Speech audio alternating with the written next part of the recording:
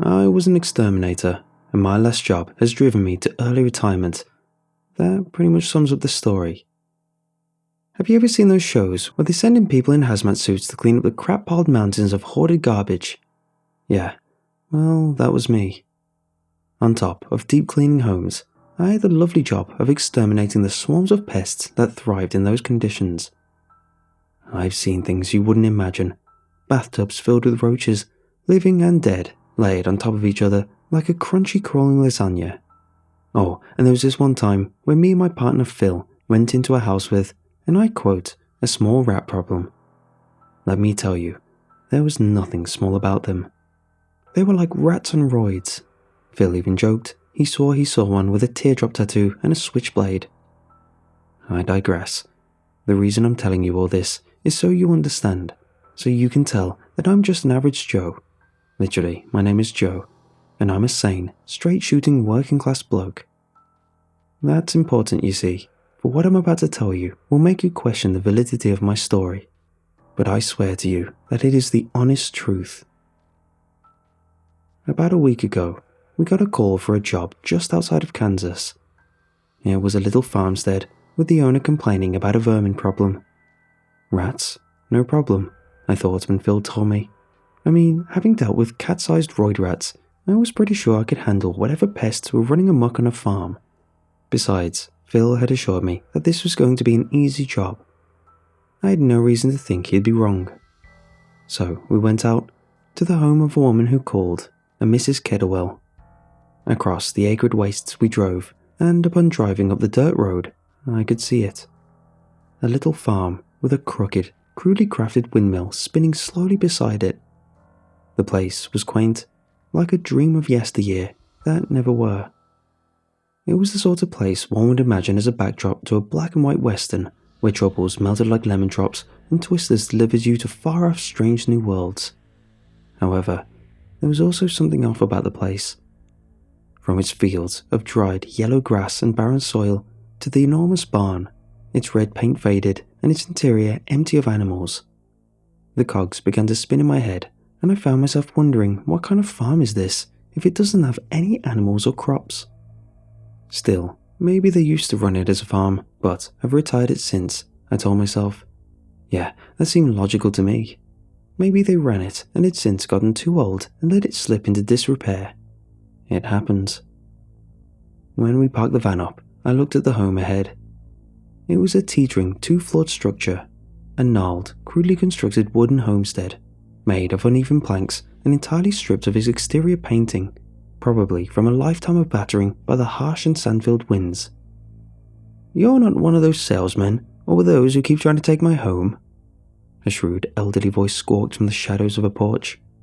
"No, madame, we're from Squeaky Clean, the Pest Control and house cleaning service," Phil said, stepping his portly body up onto the porch, his large workman boots causing it to creak as he did.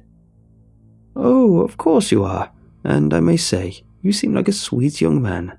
Are you here to deal with the vermin?"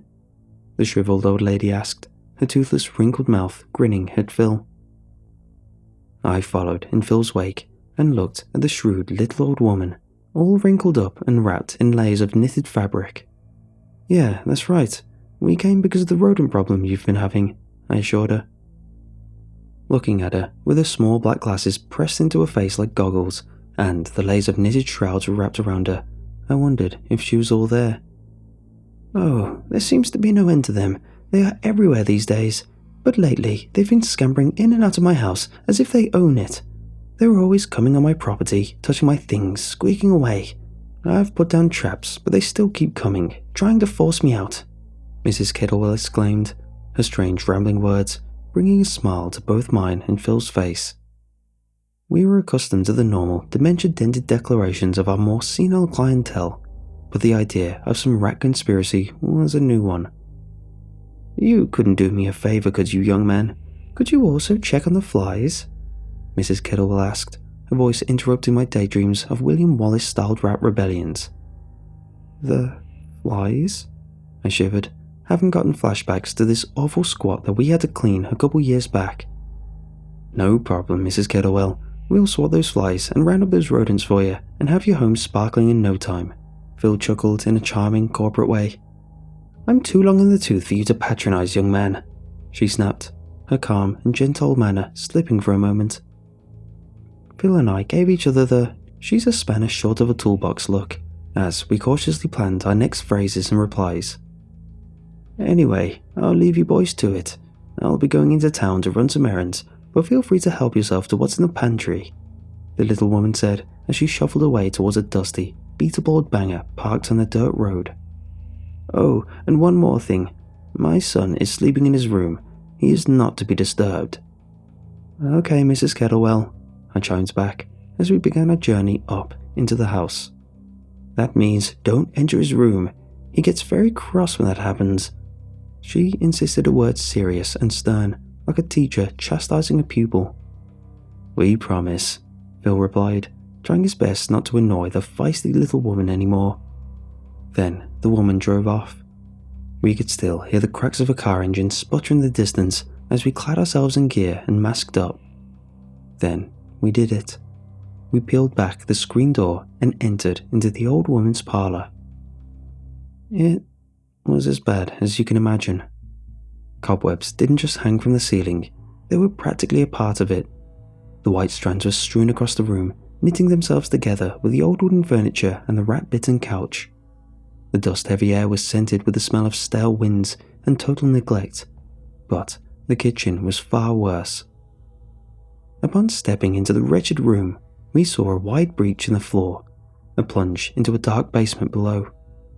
The counters were caked in layers of grime, and the fridge, my God, that fridge. We opened it, and out fell the Niagara Falls of maggots and other worming white things, wriggling in unison and undulating into the cracks between the floorboards. And you thought this job was going to be easy? I laughed. I giggled, giving Phil a playful nudge. Yeah, don't you just love our job? Phil laughed. Suddenly, our laughter was startled by the sound of horrid feet scuttling through the wood above us. The pitter-patter of tiny feet was something we were familiar with, having been in plenty of rat-infested hovels. I'll deal with our furry-footed friends upstairs, and you can handle all this, I said as I turned to leave. Oh, you're so kind, Phil said, shaking his head. Exiting the kitchen, I began climbing up the termite-chewed steps, trying my best not to put too much weight on them, lest I fall straight through and end up in some godforsaken rat's nest. Tap, tap, tap, tap, tap, drummed the verminous sounds around the house, their rhythmic tones a little off from the usual bouncy bounding of rats. However, rats were the least of my concerns once I put my foot down upon the top step. As I did, it hit me. The noxious odour. Earthy, yet sour, like soil from a field watered with curdled milk. It was the putrid perfume of death. I knew it well. When you've cleaned up as many scenes of death and murder, you get accustomed to the bitter rot that spills from the dead. Yet you never get over the dread. I feared what might be waiting upstairs for me, knowing what that smell meant. With slow and cautious steps, I followed it, until I came to a room at the far end of a creaky, crumbling hallway. I was sure this was where the smell was coming from, and solidifying this assumption was a sound of buzzing behind the wooden membrane. The door before me vibrated with the wing beat of an infinitesimal swarm. Now, with the smell and flies, my mind was quick to race towards the idea that I was about to step foot into a crime scene. I mean, that lady wasn't all there to begin with. Maybe she snapped and killed her son, or maybe he died of natural causes and she just couldn't bear to part with his body. That theory filled me with revulsion and despair. I was used to cleaning up after the dead, but seeing one, especially a child, that thought chilled me to my bones. Still, I had a job to do, and Phil would love for me to chicken out so he can joke and howl at my expense. Readying my spray in hand and mustering up the courage to enter, I rushed in, slamming the door shut behind me. All was black. Even the light outside was eclipsed by the black bodies buzzing upon the panes of glass. My visors were completely coated in them, and so, with no eyes to see, I unleashed a noxious spray into the air, sending the swarm into a futile frenzied flight. On I sprayed, until their numbers began to die down. It didn't take long before they fell still, and though there was still a lot struggling on, I could finally wipe my visors clean and see the room. To my surprise, there was nothing out of place.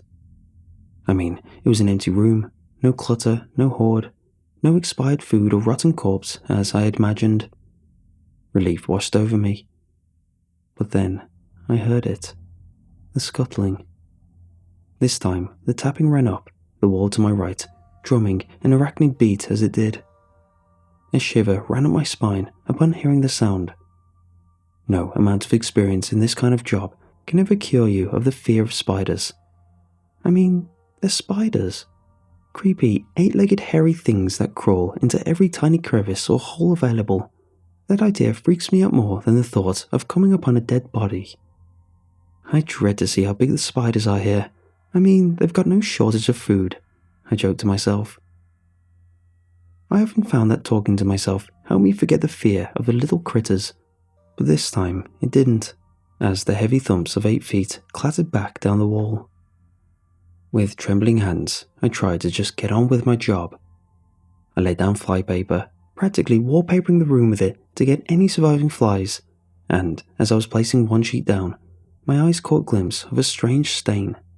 Trailing down the wall was a browning leak of something. It was behind a torn piece of wallpaper, and it was clear the stain was larger than what I could see. I realized I had missed it upon my first glance, because most of it was hidden behind the wallpaper of pink flowers which adorned the room. Something in me told me to peel the paper back. I know I shouldn't have, but once I began, I couldn't stop. With one final tear, the paper fell, and before my eyes, inches from my face, was a large circular blob of browning splatter. I touched the wall. It was moist. So moist my fingers almost spilled through it. Then it struck me again, a gust of foul, festering fumes. There was certainly something rotting. Perhaps there was a body, and I was simply in the wrong room, I thought. Despite my instincts telling me something was off, I elected to enter the room next door. Once I left the swarming spare room, I walked towards the adjacent room, and upon the door there was the phrase, "Henry's room," engraved into the wood. My mind returned to Mr. Kettlewell's only request, and though a part of me should have been concerned with keeping it, I was more worried that her request was made so we would not discover the corpse of her son. With a deep breath, I turned the handle and let the door swing open. To my utter shock, what lay before me was the room of a small boy. Drawings adorned the walls, and there were boxes of action men and a ceiling dotted with glow-in-the-dark stars. However, there was one problem, one irregularity to sight. Every inch, every shelf and wooden furnishing was tied together, knotted in a cascade of greenish-brown webbing. This web was unlike any spiders I had ever seen. It wasn't even like the cobwebs from downstairs. It was thick, mucus-like, and it clung to everything, forming strange slime structures and weird worming nets. Entering, I began yanking some of the sticky stuff down, but it was pulling plaster off the ceiling and walls, so I stopped and prepared to use my spray. Maybe that would loosen the threads, I thought. It was around this time that I noticed that sat atop a set of drawers were a series of photographs. Looking to the black and white pictures, I saw Mrs. Kettlewell, still old and wrinkled, but with a small, curly-haired boy. He looked no older than 11 in every picture and was always cuddled up to her, shrouded in throws and sheets. They were odd pictures.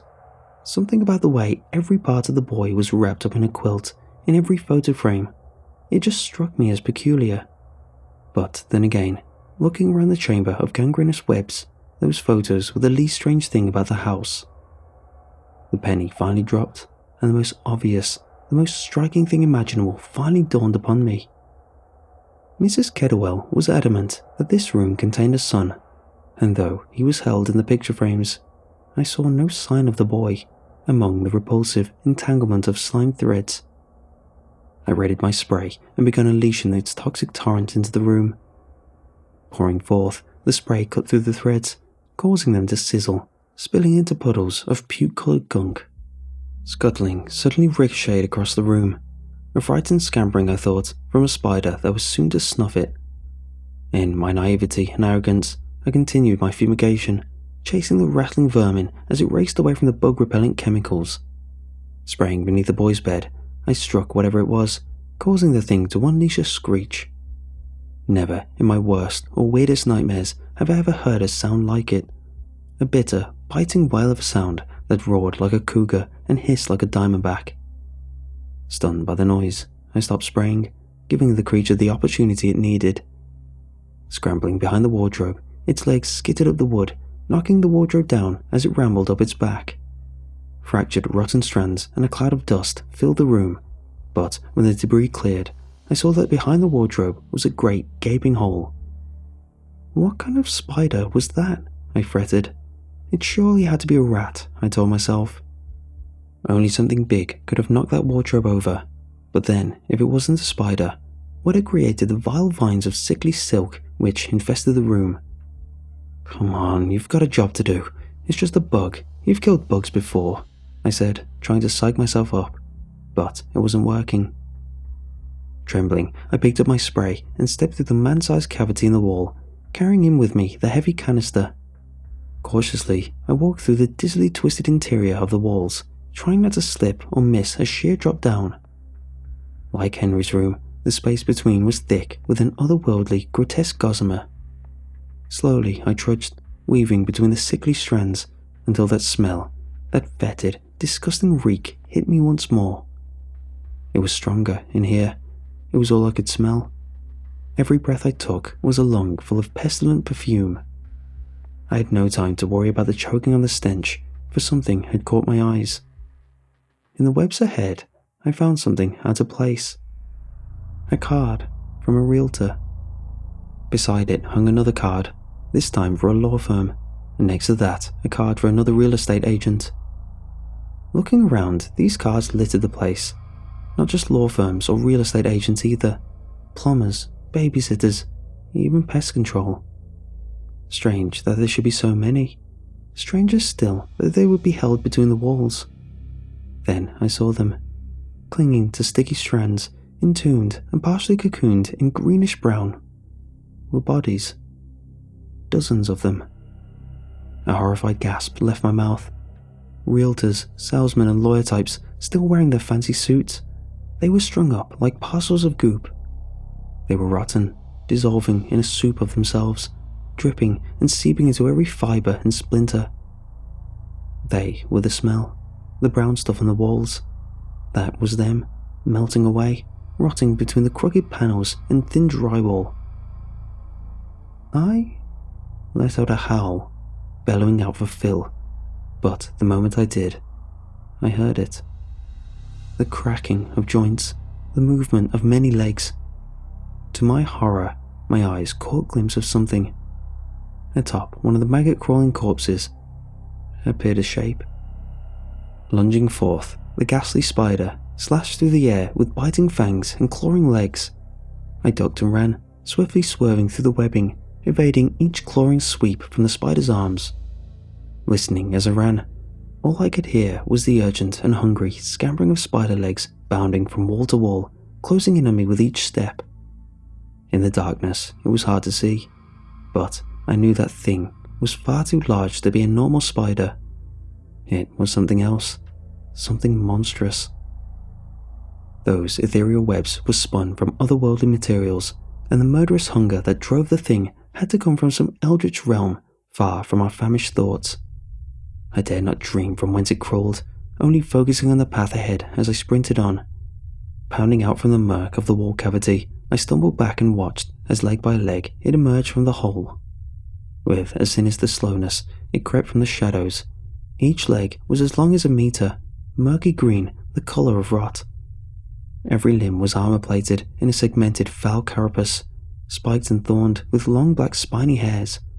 However, the spidery limbs were not the worst reveal, for as it pulled itself forth from the shadows, all colour left my skin, and all my bravery with it. Thundering, my heart almost tore itself from my chest as fear turned my bones and muscles to stone. Before me was not a spider. It had the legs of one, but its body was no arachnid. It was a head. The head of a boy. Specifically the boy from all Mrs. Kettlewell's photos. This monstrosity was Henry. Though it appeared like a severed head, the grinning child's aberrant appearance had no neck, and out of his head grew the hideous spider legs upon which it scuttled.